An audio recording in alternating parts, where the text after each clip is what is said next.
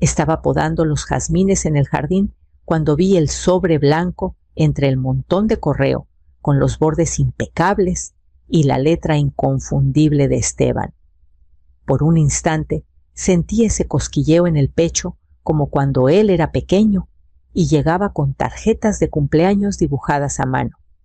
Me sequé las manos en el delantal y abrí el sobre con cuidado, evitando rasgar la esquina. No había saludo, ni querida mamá, ni un toque de cariño. Solo una línea escrita con tinta azul. Por favor, no vengas a la cena familiar este año. Decidimos que será solo para la familia cercana. Sin explicación, sin disculpas. Mis dedos se quedaron sobre el papel como si al sostenerlo un poco más, el mensaje pudiera suavizarse. Pero no fue así. Entré a la casa, dejé la carta en la encimera de la cocina y miré por la ventana. La luz suave de la tarde se extendía sobre la cerca. La tetera comenzó a silbar cortante, rompiendo el silencio. Apagué la estufa, serví el agua y me senté en el rincón del desayuno, donde Gerardo y yo solíamos compartir los domingos por la mañana. La última vez que Esteban estuvo aquí, se sentó justo en esa silla frente a mí. Nos reímos con panecillos de limón y hablamos de su nuevo trabajo.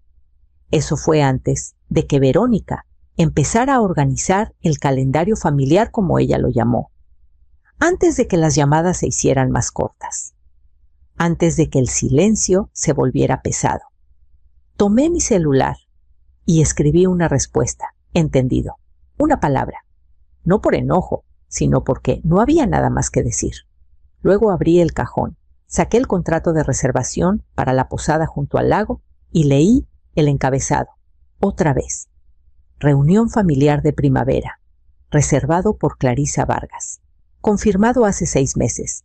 Doblé el papel y lo guardé en la carpeta justo donde pertenecía. No lloré. Eso me sorprendió. Me quedé sentada en la mesa un buen rato, con la taza caliente entre las manos, viendo el vapor elevarse bajo los rayos de sol que cruzaban las baldosas de la cocina. Mi madre solía decir que la decepción no duele hasta que el silencio se asienta, y tenía razón. El peso de la carta no cayó hasta después de que respondí. No eran solo las palabras, era lo que confirmaban. Esto no era un malentendido ni un error de agenda. Fue intencional. Esteban y Verónica decidieron juntos que mi presencia ya no encajaba en su definición de familia. Seguía dándole vueltas a esa frase solo para la familia cercana. ¿Y yo dónde quedaba? Por casi 10 años yo había organizado la cena. Después de que Gerardo murió, era lo único a lo que me aferré. Cada primavera enviaba invitaciones escritas, a mano planeaba el menú. Con cuidado elegía el vino que iba con la temporada. No se trataba solo de la comida, sino de mantener a la familia unida a algo sólido. Algo con raíces. Ahora parecía que yo me había vuelto opcional. La primera vez que Verónica vino a la cena, llevaba una bufanda de seda anudada muy apretada al cuello y llamó a mis huevos rellenos pintorescos. Sonreí, claro. Siempre sonreía. Incluso cuando empecé a notar pequeños cambios, Esteban consultándola para los asientos, para decidir si invitar a sus primos, para ver si realmente necesitábamos un buffet de postres. Me dije que era normal. Los recién casados encuentran su ritmo. Pero ese ritmo nunca me incluyó a mí. Caminé por el pasillo hasta el despacho y abrí el baúl de cedro. Adentro estaban los menús, listas de invitados y tarjetas de lugar, etiquetadas a mano de los últimos 10 años, atadas con cordel. Pasé la mano sobre ellas como si tocarlas pudiera mantener algo unido. No solo me habían excluido de una cena, me habían borrado de algo que yo construí. De vuelta en la cocina, miré otra vez la carpeta en la encimera, la posada, los proveedores, los músicos. Todo reservado, todo pagado, todo mío. La verdad es que siempre he sido de planear. No solo por trabajo, sino por instinto. Desde niña, alineaba mis muñecas por altura y arreglaba sus tacitas de plástico con perfecta simetría. No buscaba control, buscaba armonía. Esa satisfacción callada, cuando todo tiene su lugar y todos se sienten parte. Cuando Gerardo y yo nos casamos, construimos esta casa pieza por pieza. No solo las paredes, sino las tradiciones. Desayunos dominicales con mermelada de durazno. Noches de viernes jugando cartas con amigos. Y por supuesto, la cena de primavera. Él me bromeaba cada año. ¿Segura que no estás planeando una boda, Clarisa? Me decía Clarita, aunque nadie más lo hacía. Clarita como una llovizna suave, una presencia delicada. Después de que falleció, no me permití derrumbarme. Canalicé mi duelo en dobleces de servilletas y arreglos de velas. Me aseguré de que Esteban y Lupita vinieran cada año, y cuando Esteban conoció a Verónica, fui yo quien escribió su nombre en una tarjeta del lugar antes de que confirmara su asistencia. Me importaba hacer que la gente se sintiera incluida. Solía enseñarle a Lupita a doblar las servilletas como si fueran origami. Ella tenía 8 años, cuando me preguntó si las mantelerías debían combinar con el postre. Me reí tanto que casi lloro. Siempre le encantaron los centros de mesa florales, especialmente las dalias. Ese año Esteban se ofreció a ayudar con las mesas. Recuerdo sus manos torpes con los cubiertos, sus ojos recorriendo la sala, como si temiera equivocarse. No sé cómo haces esto cada año. Ma me dijo, haces que todo parezca fácil. No le conté de las noches sin dormir las horas, comparando proveedores de flores, el pánico, cuando la panadería una vez envió el pastel equivocado. No se trataba de facilidad, se trataba de cuidado. Por eso cuando leí su carta y su frialdad no solo dolió, fue extraño, como si hubiera olvidado el idioma de la vida que le di. A la mañana siguiente salí al patio y corté eucalipto fresco para los centros de mesa, que hicieran sus propios planes. Yo todavía tenía los míos. El día de la cena llegó con nubes grises y un aroma a lluvia en el aire como si el cielo lo supiera. Pasé la mañana en calma, preparando té, doblando las últimas servilletas, arreglando el eucalipto en jarrones bajos. La casa estaba quieta, no sola, solo quieta. Esa quietud que llega cuando accept you've made peace with something, even if it leaves a bruise. No fui a la posada de inmediato. Esperé hasta la tarde cuando sabía que el personal estaría acomodando sillas y revisando copas de vino, pero antes de que llegaran los invitados. Al cruzar las puertas del vestíbulo, el olor a lavanda y madera cálida me recibió como un viejo amigo. Había elegido ese lugar. Por una razón, cada rincón tenía gracia. Me recordaba a cómo Gerardo entraba a una habitación haciendo todo mejor solo con estar ahí. Saludé al personal con un gesto y algunas instrucciones suaves. Me conocían por mi nombre. Todo estaba confirmado días antes, pero recorrí las salas de todos modos. Las mesas eran redondas, cubiertas con manteles de lino crema, con platos de borde dorado, y las tarjetas del lugar que escribí a mano semanas atrás. El nombre de Esteban seguía en la cabecera, el de Verónica a su izquierda. No los había quitado. Salí a la terraza trasera, donde el lago brillaba bajo un cielo nublado.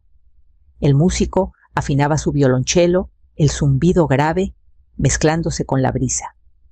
Me quedé inmóvil un buen rato, dejando que el peso del momento me atravesara como el viento a través de una puerta de malla. Nadie había llamado para cancelar la reservación.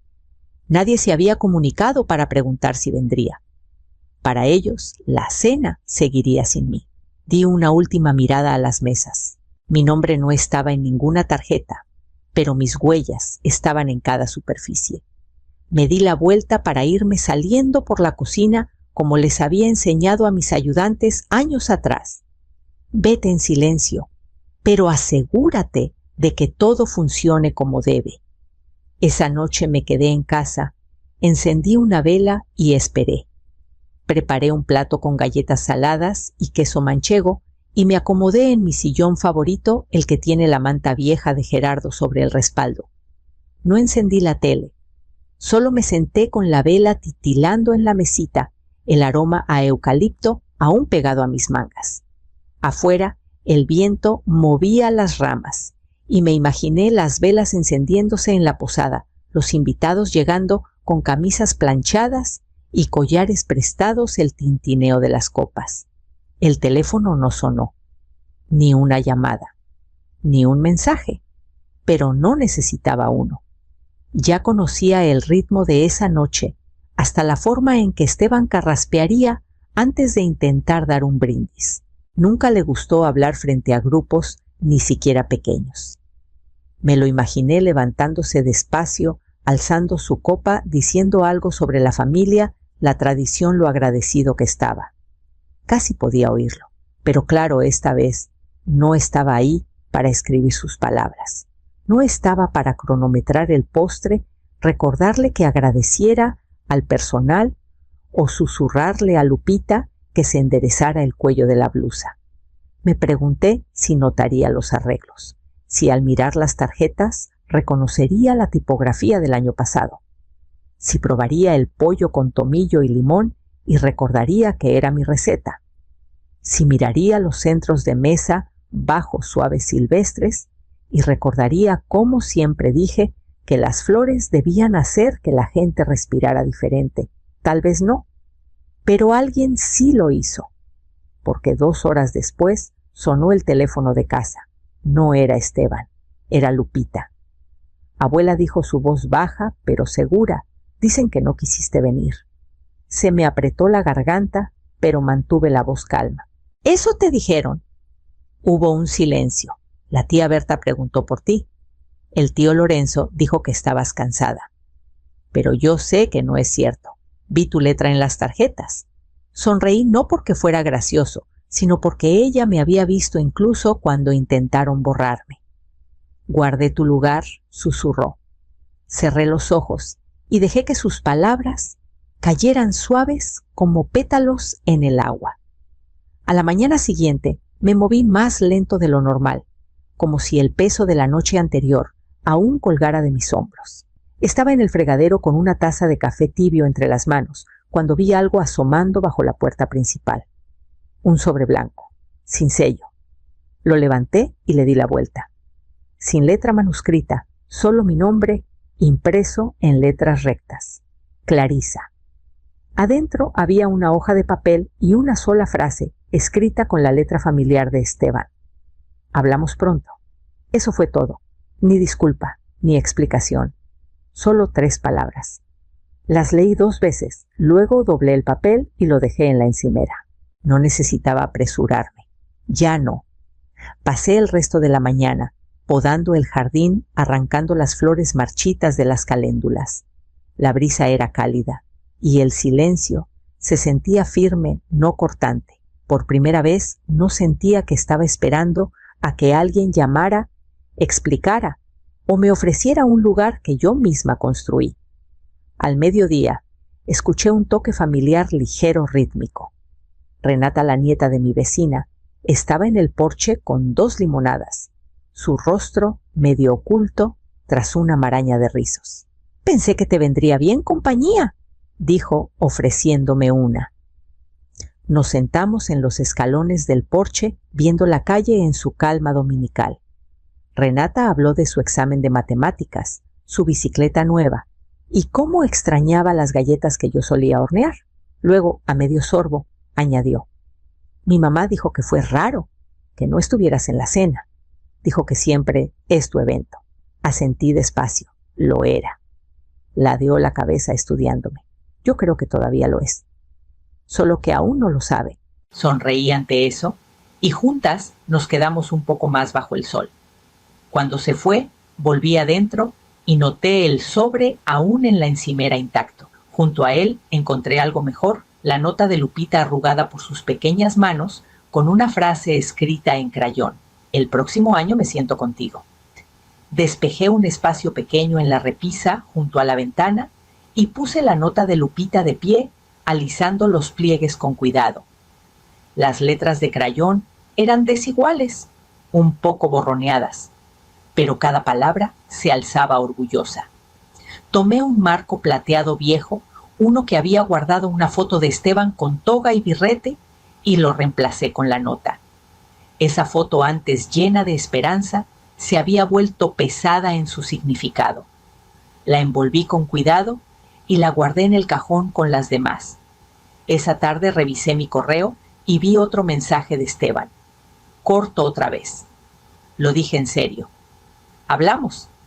Tal vez este fin de semana, sin mencionar lo que pasó, sin hablar de la carta, la cena o el silencio que vino después. Solo un gesto vago, como si una charla casual pudiera cruzar un abismo. No respondí. En cambio, subí al ático y abrí una caja que no tocaba en años. Adentro había retazos de tela menús, de cenas pasadas, un montón de planos de asientos dibujados a mano, cada uno con notas en los márgenes.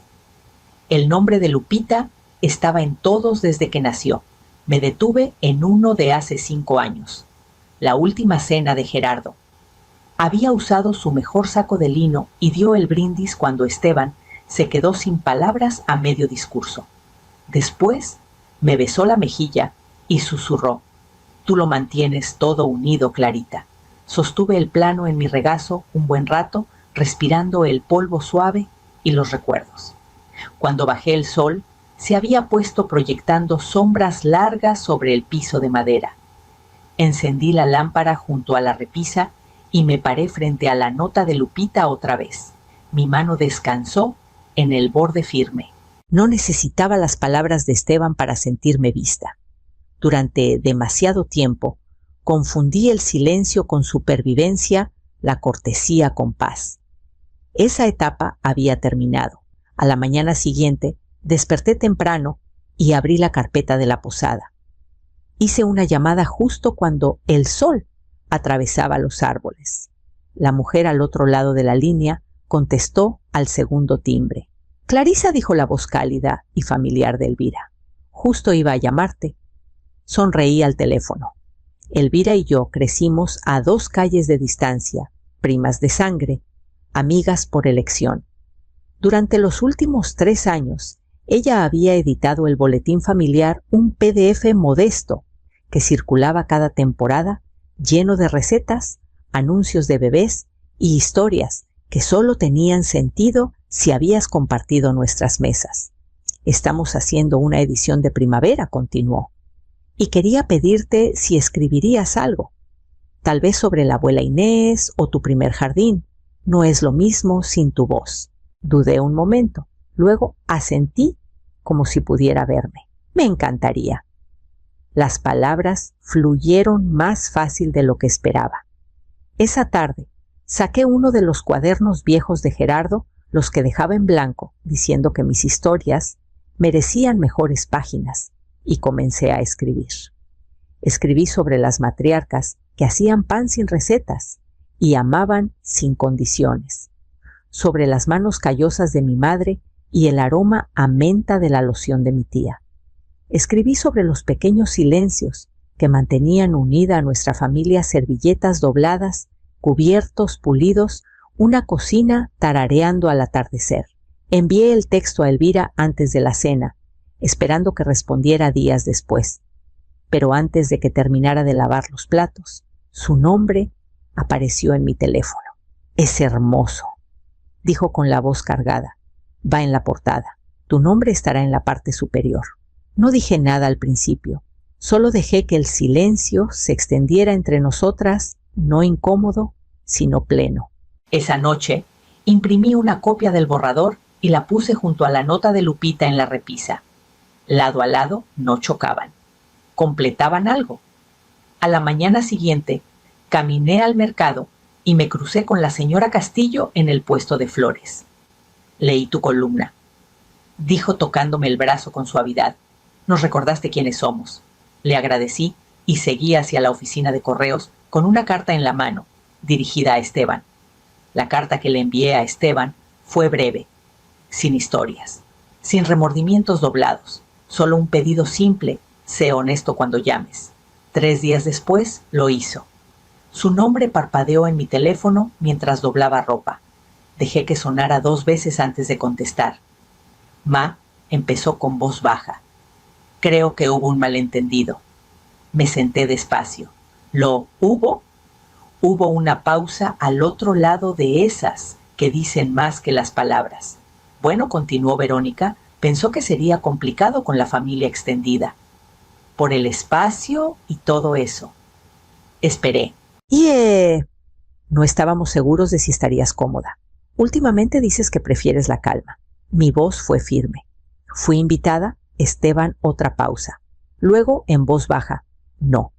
Exhalé no por sorpresa, sino porque escuchar la verdad al fin liberó algo entre nosotros. Verónica dijo, comenzó de nuevo. Entonces no hay nada que arreglar, dije. No necesito razones disfrazadas de amabilidad. Se quedó callado. Escuché un tintineo de fondo, tal vez una copa, tal vez su anillo de bodas golpeando la encimera como hacía cuando estaba nervioso. Extraño cuando las cosas no eran así, dijo finalmente. Asentí para mí misma. Entonces tal vez deberías preguntarte cuándo cambiaron. No respondió. No estoy enojada, añadí, pero ahora lo tengo claro. Terminamos la llamada poco después, sin ceremonias, sin promesas, sin planes, solo un clic suave. Me quedé con eso un buen rato, el zumbido vacío de la casa envolviéndome como una bendición callada. Luego me levanté, doblé la última sábana y la puse ordenadamente en la canasta. Esa tarde tomé mis guantes de jardinería y tijeras y salí a la brisa suave, cerca del fondo del patio donde el césped se encontraba con el camino de piedra. Había un pedazo de tierra que había estado guardando. Al anochecer, había cavado el hoyo y colocado con cuidado un joven árbol de cornejo en el suelo. Apreté la tierra alrededor de su base y le di agua con la regadera vieja de lata que Gerardo guardaba cerca del porche. El cornejo se asentó en la tierra como si hubiera estado esperando un hogar. Sus raíces descansaban en silencio bajo el suelo y sus ramas delgadas se mecían en el aire suave de primavera. Me senté en el porche con un vaso de té helado, viendo la luz filtrarse entre las hojas, pensando en cómo Gerardo habría sonreído ante la simetría de todo un árbol nuevo plantado justo cuando las cosas viejas se despedían. Ese fin de semana volví a la biblioteca para hacer voluntariado, organizando libros en la sala infantil. El suéter que solía usar, el azul marino, con los codos gastados, estaba recién lavado y doblado en mi escritorio. Alguien lo había encontrado en el contenedor de donaciones y me lo devolvió con una nota. Sabíamos que era tuyo. Todavía huele a vainilla. Me hizo reír bajito. El domingo, justo antes de la cena, alguien tocó la puerta. La abrí y encontré a Lupita junto a su madre sosteniendo una lata de galletas de limón. Sus ojos se iluminaron al ver el cornejo detrás de mí. ¿Lo plantaste?, susurró. Asentí. Necesitaba un lugar para crecer. Nos sentamos en los escalones del porche, las tres compartiendo galletas y charlas ligeras. Verónica estaba callada, su sonrisa medida, pero no interrumpió cuando Lupita se acercó a mí y dijo: «Le dije a papá que quiero venir el próximo año». «¿A la cena de verdad?». Pasé los dedos por su cabello. «Siempre tendrás un lugar aquí». Apoyó su cabeza en mi hombro y por un largo momento simplemente miramos el árbol juntas, sus hojas temblando en la brisa.